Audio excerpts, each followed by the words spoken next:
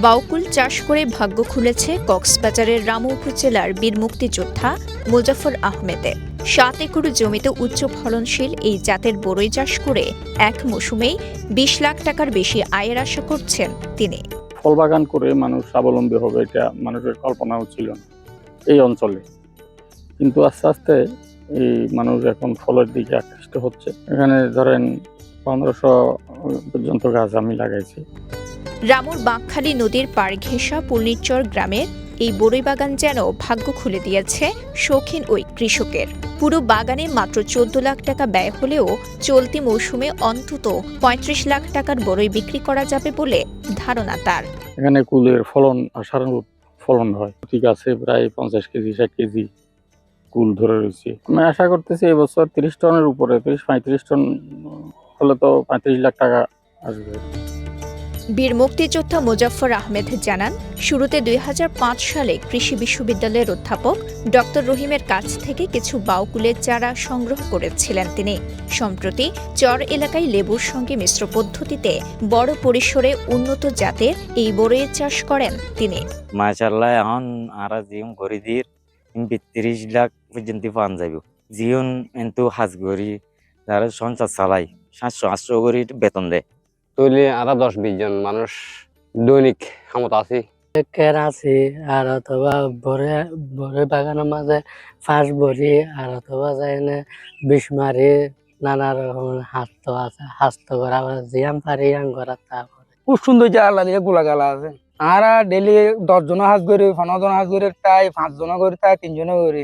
আর হাঁস বরি তুলি বরে বাঙানোর ৪ হাজার খেয়ে তোর আসি দি আর দিন মধ্যে হাম করি। বর্তমানে প্রায় ১৫০০ বরই গাছ রয়েছে তার বাগানে। এর মধ্যে বাউকুলের পাশাপাশি রয়েছে ভারতীয় সুন্দরী ও বল সুন্দরী। প্রতিটি গাছ থেকে ৫০ থেকে ৬০ কেজি পর্যন্ত কুল উৎপাদনের আশা করা হচ্ছে এবার। আর এসব কুল পাইকারিতে বিক্রি হবে ৮০ থেকে ১০০ টাকায়। সুস্বাদু এবং মিষ্টি।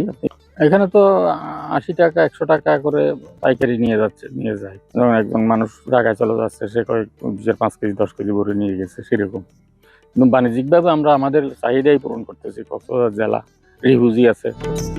স্থানীয় কৃষি কার্যালয়ের তথ্য বলছে, চলতি বছর রামুতে ২৫ হেক্টর জমিতে কুল চাষ করা হয়েছে। অনুকূল আবহাওয়ার কারণে গত বছরের তুলনায় এবছর উৎপাদন আরও বাড়বে বলে আশা সংশ্লিষ্টদের। গত বছর আমাদের কুলের মানে অনেক বেশি ফলন হয়েছিল, প্রায় ২৮০ মেট্রিক টন উৎপাদন হয়েছিল কুল। এই বছরও আমরা আশা করছি এর বেশি হবে, কারণ এই বছর আবহাওয়া আমাদের অনুকূলে আছে। আমাদের চট্টগ্রাম অঞ্চলের বিভিন্ন জেলাগুলোতে এবং এমনকি ঢাকাতেও আমাদের সহ সারা দেশে আমাদের এই কুলের জনপ্রিয়তা আছে। সবচেয়ে বেশি জনপ্রিয় হচ্ছে বলসুন্দরী এবং বাউকুল, এটা একটু বেশি চাষ হচ্ছে আমাদের ২৫ হেক্টরে। তো আমাদের যারা উদ্যোক্তা আছেন তারা আমাদের বিভিন্ন রোগ এবং পোকামাকড়ের জন্য পরামর্শ নিয়ে থাকেন, আমরা তাদের সেই পরামর্শগুলো চলমান রাখছি। কুল চাষ করে শৌখিন কৃষক বীর মুক্তিযোদ্ধা মোজাফফর আহমেদের এই সফলতা অনুপ্রাণিত করছে স্থানীয় কৃষকদের। বাউকুলের চাষে আগ্রহী হয়ে উঠছেন তারা। কক্সবাজারের রামু থেকে শওকত ইসলামের পাঠানো তথ্যচিত্রে সাফা মারোয়া, কালের কণ্ঠ, চট্টগ্রাম।